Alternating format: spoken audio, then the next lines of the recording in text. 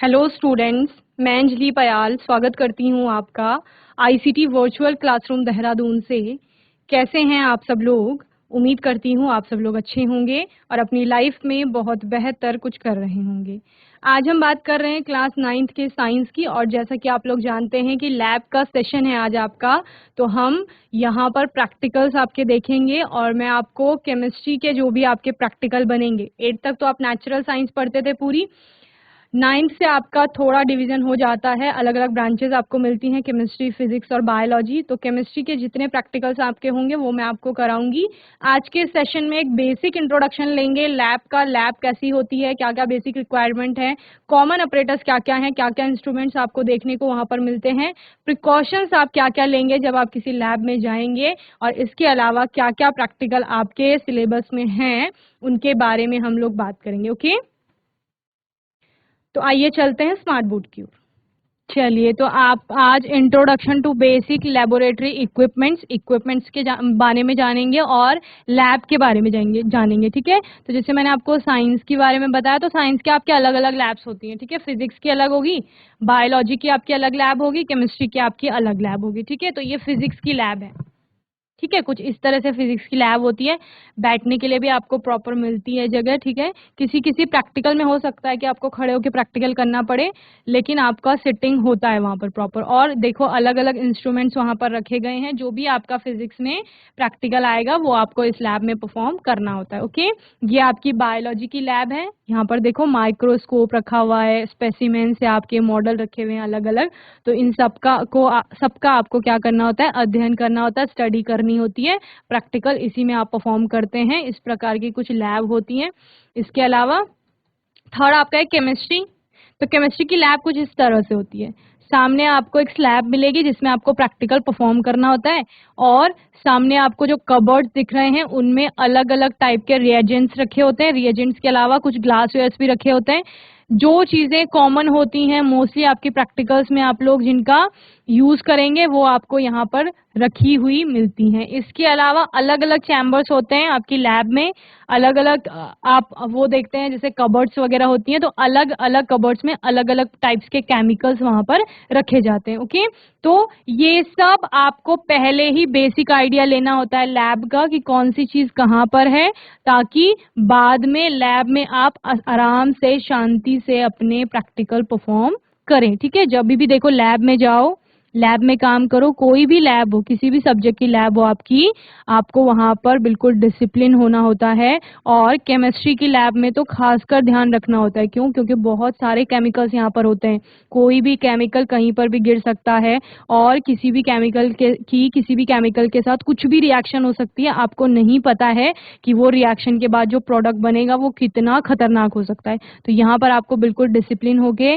शांति से काम करना होता है। ओके, तो इस तरह की लैब होती है। आपको यहाँ पर एक साइड में वॉश बेसिन दिख रहे होंगे, तो इसी प्रकार की आपके स्लैब के, जहाँ पर एक कोई बच्चा काम करेगा उसके बगल में, या एक ग्रुप कोई काम कर रहा है उसके बगल में उसका वॉश बेसिन होता है, तो उसको वही यूज करना होता है वॉशिंग के लिए। ठीक है, कितने सारे वॉशिंग का काम होता है आपका, तो वो आपको इन्हीं में करना होता है। ठीक है ना। चलिए, अब रसायन विज्ञान की प्रयोगशाला के बारे में बात कर रहे हैं। तो क्या है ये एक वर्कशॉप है, आपकी वर्क प्लेस है, जिसमें कोई भी केमिस्ट हो गया यानी रसायनज्ञ हो गया, या फिर कोई भी स्टूडेंट है वो अपना काम करता है। जो चीजें आपने थ्योरी में पढ़ी, मैम हमने तो थ्योरी में क्या पढ़ा था, थ्योरी में हमने पढ़ा था कि पानी जो है वो भाप में बदल रहा है, बर्फ जो है वो पानी में बदल रही है। आपने हमें बताया था कि 100 डिग्री सेल्सियस पर आपका पानी भाप में बदल रहा है। आपने हमें बताया था 0 डिग्री सेल्सियस पर पानी जम रहा है, और वहां पर पानी जमी हुई अवस्था में भी है, पानी के द्रव अवस्था में भी है। तो ये हम यहाँ पर परफॉर्म करके देखेंगे कि क्या सही में ये हो रहा है कि नहीं हो रहा है। ठीक है ना, इस तरह से। और यहाँ छात्र क्या करते हैं, रासायनिक पदार्थों की तैयारी करते हैं, तैयारी यानी बनाते हैं उनको, और उनकी पहचान करते हैं, आइडेंटिफाई करते हैं आप। इसके अलावा आप लोग उनको जो जितने भी सब्सटेंस है उनका एस्टिमेशन भी करेंगे। ओके, प्रयोग शुरू करने से पहले, कोई भी प्रैक्टिकल शुरू करेंगे उससे पहले एक छात्र को यह पता होना चाहिए कि दिए गए प्रयोग के लिए आवश्यक उपकरण कहाँ से मिलेगा। इसीलिए आपको लैब का एक जनरल आइडिया दे दिया गया है कि कौन सी चीज आपको कहाँ से मिलेगी, ओके। और कौन सा रसायन आपका कहाँ पर होगा, कौन सा केमिकल कहाँ पर है, ये भी आपको पहले से पता होता है। ऐसे नहीं कि वहां जाके सारे केमिकल्स एक एक करके खोल दिए, ऐसा नहीं करना होता है आपको। बाहर भी आपके जो लैब्स होंगी वहां अलमीरा लगी होगी, कोई कबर्ड होगा, उसके बाहर पूरे आपके रिएजेंट्स के नाम, केमिकल्स के नाम लिखे गए होंगे कि इस वाली अलमीरा में सिर्फ ये केमिकल्स हैं, ठीक है। तो उससे भी आपको सुविधा हो जाती है। तो आपकी बहुत सारी सावधानियां होती हैं जो आपको बरतनी होती हैं जब आप लैब में जाते हैं। सबसे पहले बेसिक रिक्वायरमेंट किस किस चीज की होती है, तो ये 4 चीजें हैं जो बेसिक रिक्वायरमेंट में आती हैं, जिनमें मास्क आपके पास होना चाहिए, सेफ्टी ग्लासेस होने चाहिए आपके पास, ग्लव्स होने चाहिए, लैब कोट या एप्रन आपके पास होना चाहिए, ओके। इनमें से सबसे ज्यादा इंपॉर्टेंट आपके पास ग्लव्स हैं कि ग्लव्स आपके पास होने ही चाहिए। सेफ्टी ग्लासेस भी होने चाहिए। फेस मास्क तो आपके पास आजकल होता ही है सभी के पास, ओके। फेस मास्क क्या करेगा, जितनी भी फ्यूम्स बन रही हैं, अलग अलग प्रकार की स्मेल्स आएंगी तो उनको आपको इनहेल करने से बचाएगा, आप सांस के साथ उनको नहीं लेंगे। दूसरा, ग्लव्स क्या करेंगे, आपके हाथों को प्रोटेक्ट करेंगे क्योंकि केमिकल आपके हाथ पे, स्किन में कहीं पर भी गिर सकता है, इसलिए उसको प्रोटेक्ट करने के लिए ग्लव्स पहनना जरूरी है। सेफ्टी ग्लासेस, आंखें क्योंकि बहुत ज्यादा सेंसिटिव होती हैं, संवेदनशील होती हैं, तो उनको किसी भी तरह से गलत उनके साथ, मतलब आंखों में आपका कोई केमिकल ना चला जाए, किसी प्रकार की फ्यूम्स ना उड़े या फिर कुछ भी ऐसा ना हो जिससे कि आंखों को नुकसान हो, तो उसके लिए सेफ्टी ग्लासेस होना चाहिए, ओके। लैब कोट या एप्रन क्या करता है, आपकी यूनिफॉर्म जो होगी उसको प्रोटेक्ट करने का काम करता है, ओके। इसके अलावा हम कॉमन ऑपरेटर्स की बात करते हैं, जिसमें यहाँ पिक्चर में दिखाया गया है। तो इसको क्या कहते हैं बच्चों, इसको आपका बीकर कहते हैं, जो कि आपको अलग अलग साइज में मिलेगा और इसमें आप लोग लिक्विड को रखते हैं, ओके। देन नेक्स्ट, ये भी आप लोगों ने देखा होगा लैब्स में, इसको क्या कहा जाता है, इसको टेस्ट ट्यूब कहा जाता है, यानी परख नली। इसमें आप टेस्ट लगाते हैं, ओके। ये भी आपको अलग अलग साइजेस में मिलेगा। देन ये आपका क्या हो गया, कोनिकल फ्लास्क हो गया, ओके। शंक्वाकार फ्लास्क भी इसको कहा जाता है, ये भी अलग अलग साइजेस में मिलता है। टाइट्रेशन जितने भी आप करेंगे वॉल्यूमेट्रिक, उनमें ये उपयोग में आता है, ओके। ये आपकी क्या है, फनल, कीप जिसे कहा जाता है, ओके। इसका प्रयोग करके आप लोग फिल्ट्रेशन का काम करते हैं, ठीक है ना। ये आपका क्या है, मेजरिंग सिलेंडर है। जितना भी आपको 10 ml, 5 ml, 50 ml, 20 ml कहा जाता है ना, वो सब आप किससे लेंगे, इस मेजरिंग सिलेंडर से मेजर करके लेंगे, यानी इससे नापेंगे आप। जैसे दूध वाले के पास लीटर होता है ना, लीटर भर के वो फिर दूध निकालता है, उसी प्रकार आपको लैब में मेजरिंग सिलेंडर मिलता है जिससे आपको मेजर करना होता है।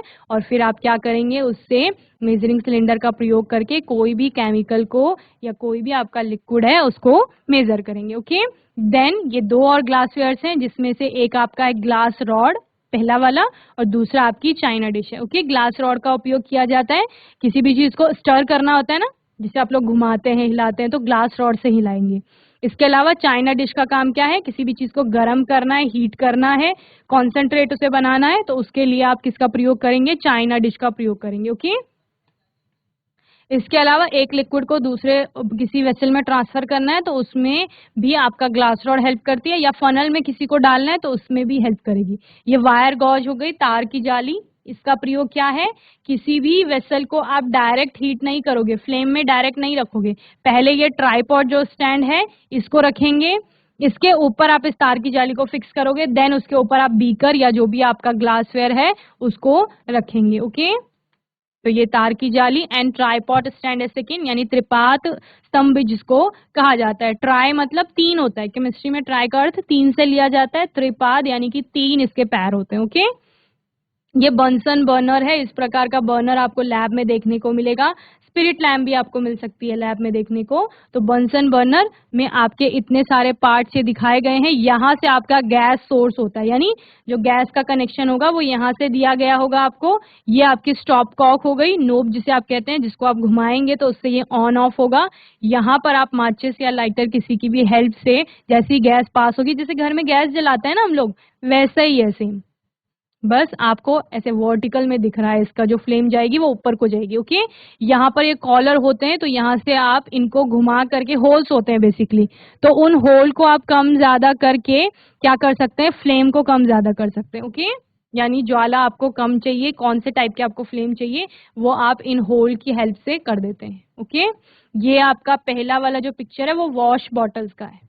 वॉश बॉटल का जैसे नाम है वॉश, तो वॉश यानी वॉशिंग, वॉशिंग में ये काम में आता है। ओके, तो अलग अलग साइजेस में मिलेगा। उसके अलावा अगर आपको एक फाइन स्ट्रीम चाहिए वाटर की, एक धारा के साथ पानी चाहिए कि धार के साथ निकले, तो इसका प्रयोग किया जाएगा। नेक्स्ट आपका ड्रॉपर है। ऐसी ड्रॉपर आपने कई सारी दवाइयों के साथ भी देखा होगा कि उनके साथ ड्रॉपर आता है। ड्रॉप वाइज कोई अगर दवाई डालनी है तो उसमें ड्रॉपर दिया जाता है। तो अगर आपको कोई केमिकल ड्रॉप वाइज बहुत कम क्वांटिटी में यूज करना है तो उसके लिए ड्रॉपर का यूज किया जाता है। ओके, इसके अलावा ये आपके पिपेट्स हैं।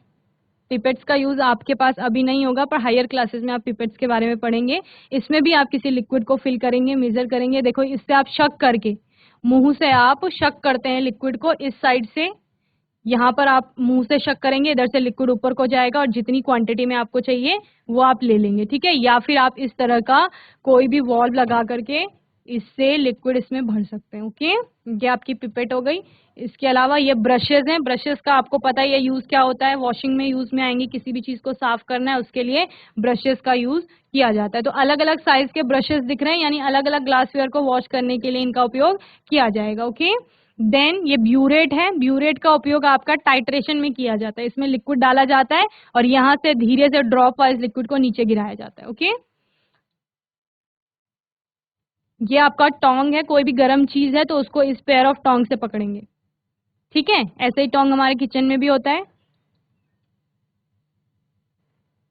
ये स्पैचुला हो गई। जैसे स्पून होता है ना किचन में, स्पून का काम क्या होता है, किसी चीज को निकालने का। उसी तरह से स्पैचुला का काम भी क्या होता है, कोई भी आपका सॉल्ट है, कोई केमिकल है, उसको निकालना है तो स्पैचुला की हेल्प से आप लोग निकालते हैं। ओके, तो क्या कहा जाता है, इसको स्पैचुला कहा जाता है। ओके, ये आपका फिल्टर पेपर है। फिल्ट्रेशन का काम जितना भी होगा इस फिल्टर पेपर की हेल्प से होगा। इसके अलावा एक लिटमस पेपर होता है। लिटमस टेस्ट लगाने के लिए इस प्रकार का पेपर मिलेगा आपको। ये आपके कुछ इंस्ट्रूमेंट है, जैसे ये केमिकल बैलेंस इसको कहा जाता है, बैलेंस करने के काम आता है। ये आपके डेसिमल के 4th प्लेस तक आपको एक्यूरेट वेट बता देता है, किसी भी चीज का मास बता देता है। ये डिजिटल बैलेंस है, इसका उपयोग सबसे ज्यादा होगा। जितना भी केमिकल जहां पर लिखा जाएगा ना इतने ग्राम आपको लेना है, तो वो इस डिजिटल बैलेंस में आप यहाँ पर रखेंगे। टेयर का बटन होगा यहाँ पर, उसको दबाएंगे तो यहाँ पूरी वैल्यू 0 आ जाएगी। फिर आप जब इसमें केमिकल रखोगे तो केमिकल रखने पर ये यहाँ पर आपको वैल्यू दिखाता जाएगा कि कितने ग्राम में ये आएगा। ओके, वाटर बाथ, ये हीटिंग का काम करता है। इसके अंदर पानी भरा होता है, जैसे नाम में इसका वाटर बाथ, वो पानी गर्म होता है, उसकी भाप बनती है और फिर यहाँ जो आपको ये दिख रहे हैं ना, ये छोटे छोटे लिड जैसे ढक्कन, इनको आप हटा लेंगे और अपना बीकर या फिर कोनिकल फ्लास्क, कुछ भी जिसमें आपको हीट करना है, उसको यहाँ पर लगा देंगे। या आरबी आरबी फ्लास्क आपके जो आते हैं, राउंड बॉटम फ्लास्क, गोल पेंदे के फ्लास्क जिनको कहा जाता है, वो आप यहाँ पर लगा देंगे और उसके बाद वो स्टीम से आपका वेसल गरम गरम होगा, बीकर गरम होगा, फिर बीकर के अंदर जो लिक्विड रखा गया है वो गरम होगा। ये हॉट एयर अवन है। अवन का काम क्या होता है, अवन में गर्म हवा आती है ना आपकी, तो ड्राइंग में, बेकिंग में, बहुत सारी चीजों में ये काम में आता है। ओके, स्टरलाइज करने में। ये सैंड बाथ है, वाटर बाथ की तरह। इसमें सैंड रखी जाती है, सैंड गर्म होगी, वेसल गर्म होगा, उसके बाद उसके अंदर रखा हुआ केमिकल भी गर्म हो जाएगा। ये हॉट प्लेट है, ये हॉट होती है और इसमें जितना भी आप कोई भी वेसल रखेंगे वो भी गर्म होगा। तो हीटिंग के लिए ये काम में आ रहे हैं। ये मेल्टिंग पॉइंट अपरेटस है। यहाँ पर एक होल होता है जिसके अंदर आप कैपिलरी ट्यूब को इंसर्ट करते हैं। ट्यूब के अंदर आप केमिकल डालेंगे जिसका आपको मेल्टिंग पॉइंट निकालना है। यहाँ आप थर्मामीटर लगा देंगे जो टेम्परेचर बताता रहेगा अंदर का, और यहाँ से आप देखेंगे कि जैसे ही आपका मेल्ट होना स्टार्ट करेगा सब्सटेंस, आप टेम्परेचर नोट कर लेंगे। ओके, ये मैग्नेटिक स्टीरर है, नाम से ही पता चल रहा है, तो ये घूमता है और स्टीयरिंग का काम करता है। Okay, some important precautions, precautions क्या क्या लेने हैं आपको। Always use an apron and eye protector and hand gloves while working in the chemistry laboratory. Okay, जब भी आप रसायन की प्रयोगशाला में काम करेंगे तो जो मैंने बेसिक रिक्वायरमेंट आपको बताई थी वो चीजें आपको यूज करनी है। Do not touch any chemical with hand as some of them may be corrosive. Okay, किसी भी केमिकल को आप बेयर हैंड टच नहीं करेंगे, यानी अपने हाथों से, जब आपने ग्लव्स नहीं पहने हैं तो एक तो आपको किसी भी केमिकल को ऐसे ही टच नहीं करना है जो आपको उपयोग में नहीं है। ठीक है ना, जब तक आपको इंस्ट्रक्ट नहीं किया जाएगा, जब तक आपको टीचर बताएंगे नहीं कि हाँ ये वाला केमिकल यूज करना है। Okay, and as some of them may be corrosive, क्योंकि उनमें से कुछ क्या हो सकते हैं, कोरोसिव नेचर के हो सकते हैं। कोरोसिव नेचर क्या होता है, स्किन को खराब कर देता है। कोरोजन, संक्षारण पढ़ते थे ना आप लोग कि जैसे लोहा होता है उसमें संक्षारण हो जाता है, जंग लग जाती है, कोई भी मेटल आपका संक्षारित हो जाता है। उसी प्रकार से एसिड्स का या कुछ केमिकल का नेचर कोरोसिव नेचर होता है, वो कहीं पर गिरते हैं तो उस चीज को खराब कर देते हैं। So before using any reagent or a chemical, read the label on the bottle carefully, never use unlabelled reagent. Okay, हमेशा जब भी आप किसी केमिकल को यूज कर रहे हो ना तो उसमें लेबलिंग होनी चाहिए। लेबलिंग क्या होती है, जैसे आप कोई चीज लेते हैं तो उसमें लिखा रहता है ना, उसके ब्रांड का नेम लिखा होता है, क्या क्या उसमें केमिकल्स हैं, क्या क्या उसके इंग्रेडिएंट्स हैं वो लिखे होते हैं, उनकी मात्रा लिखी हुई होती है, उनका प्राइस लिखा हुआ होता है, मैन्युफैक्चरिंग डेट, एक्सपायरी डेट, सब कुछ लिखा हुआ होता है उसके बारे में, ठीक है ना।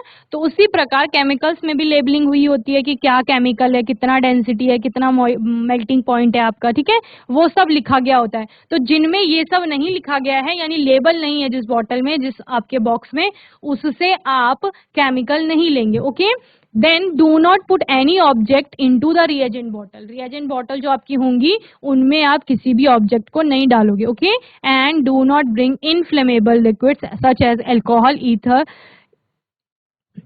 Near the flame. ओके, कोई भी जो इनफ्लेमेबल लिक्विड्स है यानी ज्वलनशील कोई भी द्रव है उसको आप क्या नहीं करोगे बच्चे, उसको आप फ्लेम के नजदीक यानी ज्वाला के नजदीक नहीं लाएंगे। क्यों? क्योंकि ज्वलनशील प्रकृति का है, जल जाएगा। अल्कोहल क्या होता है, आग पकड़ लेता है, ईथर भी आपका आग पकड़ लेता है। तो प्रैक्टिकल परफॉर्म कर रहे हो, फ्लेम का यूज भी कर रहे हो, अल्कोहल का भी यूज कर रहे हो या फ्लेम का यूज कर रहे हो, तो उसके आसपास अल्कोहल नहीं होना चाहिए, ईथर नहीं होना चाहिए, या इसके अलावा कोई भी इन्फ्लेमेबल लिक्विड्स हैं तो वो उसके आसपास नहीं होने चाहिए। ओके, तो ये सावधानियां हैं जिनको लैब में जाने से पहले आपको बरतनी है। Okay, always pour acid into water for dilution, never add water to acid. कभी भी एसिड को वाटर में नहीं डालोगे, यानी अम्ल को जल में नहीं डालेंगे। हमेशा क्या करेंगे आपका, हम कभी भी आप वाटर को एसिड में नहीं डालोगे। हमेशा आप क्या करोगे, एसिड को ड्रॉप वाइज आप वाटर में डालेंगे। ठीक है, वाटर ले लेंगे, उसके बाद उसका अगर एसिड का डाइल्यूशन करना है तो एसिड आप ड्रॉप वाइज वाटर में ऐड करेंगे। Okay, always pour acid into water, हमेशा अम्ल को जल में डालेंगे फॉर डाइल्यूशन। क्यों? क्योंकि एक्सोथर्मिक रिएक्शन होती है। अगर आपने एसिड में पानी डाल दिया तो एकदम से आपका एसिड स्प्लैश कर जा सकता है, बाहर को आ सकता है। तो इसीलिए आपको क्या करना है, जल में आप अम्ल को डालेंगे धीरे धीरे। ओके, क्योंकि ऊष्मा उत्पन्न भी होगी तो पानी ही बाहर निकलेगा, अम्ल नहीं निकलेगा। ठीक है, do not use cracked glass apparatus such as beaker for heating purpose. जब भी आपको हीट करना है तो बीकर ऐसा नहीं लेंगे जो क्रैक्ड होगा, जिसका ग्लास क्रैक हो रखा है, ऐसा यूज नहीं करेंगे। Be careful while heating the test tube, जब भी टेस्ट ट्यूब को हीट कर रहे हैं तो आपको केयरफुल रहना है, सावधान रहना है उस समय। The test tube should never point towards yourself, कभी भी टेस्ट ट्यूब का मुंह आपकी तरफ को नहीं होना चाहिए, और टुवर्ड्स योर नेबर्स, और आपके आसपास कोई व्यक्ति है तो उसकी तरफ को भी उसका मुंह नहीं होना चाहिए वाइल हीटिंग और एडिंग अ रिएजेंट। तो टेस्ट ट्यूब में जब भी कोई चीज ऐड कर रहे हो या कोई भी चीज को हीट कर रहे हो टेस्ट ट्यूब में, तो उसका जो फेस होगा टेस्ट ट्यूब का वो दूसरी आपके ऑपोजिट साइड्स में होना चाहिए। ऑपोजिट साइड में भी आपको देखना है उधर को कोई व्यक्ति ना हो। ठीक है ना, and do not heat beaker or china dish directly on flame, always make use of wire gauze. ठीक है, क्या कहा गया है, कभी भी आपको बीकर और चाइना डिश को डायरेक्टली फ्लेम पर गर्म नहीं करना है। ये मैंने आपको पहले भी बताया है। जब वायर गॉज है आपके पास तो उसी का आप लोग प्रयोग करेंगे और उसके ऊपर आप कोई भी वेसल रखेंगे। Be careful in smelling chemicals और वेपर्स, जब भी प्रैक्टिकल में आपको क्या करना होता है, कई सारे केमिकल्स की स्मेल लेनी होती है, गंध से पता करना होता है कि किस प्रकार की गंध इसमें आ रही है। तो वो गंध लेते टाइम भी आपको, सूंघते टाइम भी आपको ध्यान रखना है, always fan the vapours gently towards your nose. आराम आराम से आप उसकी स्मेल लेंगे, ऐसे नहीं कि एकदम से नाक ले गए उसके पास। ओके, तो ये सारी आपकी क्या है, सावधानियां हैं जो आपने प्रैक्टिकल परफॉर्म करते टाइम बरतनी है और इनका ध्यान रखना है, अदरवाइज कुछ भी हो सकता है लैब में। ठीक है ना, चलिए। तो बच्चों यहाँ पर आपकी क्लास में कौन कौन से आपके पास प्रैक्टिकल हैं, देखो, separation of mixture using different techniques, अलग अलग तकनीकों का प्रयोग करके आपको मिश्रणों को पृथक करना है। ओके, सेकेंड है केमिकल रिएक्शंस। आपने अलग अलग केमिकल रिएक्शंस पढ़ी हैं, तो यहाँ पर आपको देखना है कि कौन सी केमिकल रिएक्शन है और किस प्रकार से कोई केमिकल रिएक्शन होती है। इसके अलावा distinguish between mixture and compound, मिश्रण क्या है और यौगिक क्या है, इसमें आप लोग अंतर देखेंगे। और separation of components of a mixture, किसी भी मिक्सचर के जो कंपोनेंट्स है, किसी भी मिश्रण के जो घटक हैं उनको कैसे सेपरेट करेंगे, यानी उनमें भी अलग अलग विधियों का प्रयोग करोगे आप लोग सेपरेट करने के लिए, तो वो भी पढ़ना है यहाँ पर, वो प्रैक्टिकल परफॉर्म करोगे। इसके अलावा डिस्टिंग्विशिंग बिटवीन सॉल्यूशंस, अलग अलग टाइप के सॉल्यूशंस आएंगे तो उनके बीच में भी अंतर स्थापित करना है। मेल्टिंग पॉइंट ऑफ आइस, बर्फ का आइस पॉइंट, बर्फ का आपका मेल्टिंग पॉइंट निकालना है, यानी कि गलनांक जिसे कहते हैं। बॉइलिंग पॉइंट ऑफ वाटर, जल का आपको क्वथनांक देखना है यहाँ पर। रदरफोर्ड स्कैटरिंग एक्सपेरिमेंट है आपके पास, रदरफोर्ड का जो स्कैटरिंग एक्सपेरिमेंट उन्होंने किया था गोल्ड फॉइल पर, तो वो हम लोग यहाँ पर देखेंगे। इसके अलावा exothermic and endothermic reaction, okay, ऊष्माक्षेपी और ऊष्माशोषी अभिक्रियाएं जिनको कहा जाता है, तो वो किस प्रकार की होती हैं। मॉडर्न पीरियोडिक टेबल का प्रैक्टिकल है आपके पास। The law of conservation of mass in a chemical reaction, किसी भी रासायनिक अभिक्रिया में या किसी रासायनिक अभिक्रिया में जो द्रव्यमान संरक्षण का नियम है उसको हम यहाँ पर देखेंगे। इसके अलावा to study the change in the state of sublimation solid on heating, okay, to study the changes in the state, आपको अध्ययन करना है किसका, study the changes in the state, यानी जो अवस्था में परिवर्तन हो रहा है उसकी स्टडी करनी है, वो भी किसकी, सब्लिमेशन की, आपका सब्लिमेट सॉलिड ऑन हीटिंग। तो किसी सॉलिड को ऊर्ध्वपातित करना है गर्म करने पर, तो उसके बारे में यहाँ पर स्टडी होगी। And prepare a colloidal solution of sulphur, sulphur का आपको कोलाइडी विलयन बनाना है। एंड प्रोसेस ऑफ इवेपोरेशन, वाष्पीकरण के बारे में बहुत कुछ पढ़ा था, तो उसकी प्रोसेस क्या है वो हम यहाँ पर देखेंगे।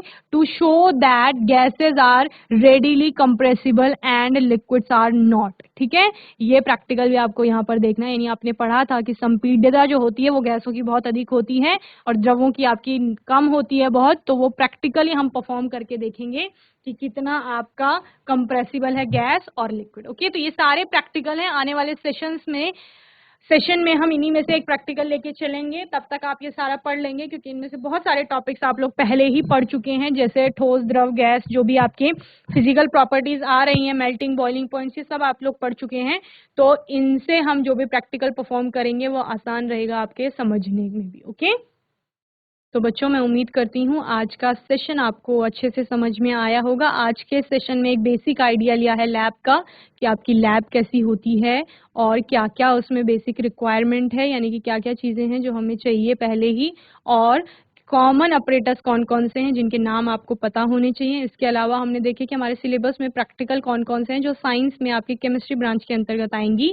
इनमें से ही कोई एक प्रैक्टिकल हम आने वाले सेशन में लेकर चलेंगे। बाकी आपका कोई भी डाउट होगा, क्वेश्चन होगा, तो आने वाले सेशन में आप लोग पूछ लेंगे। और तब तक के लिए ICT वर्चुअल क्लासरूम से जुड़ने के लिए धन्यवाद।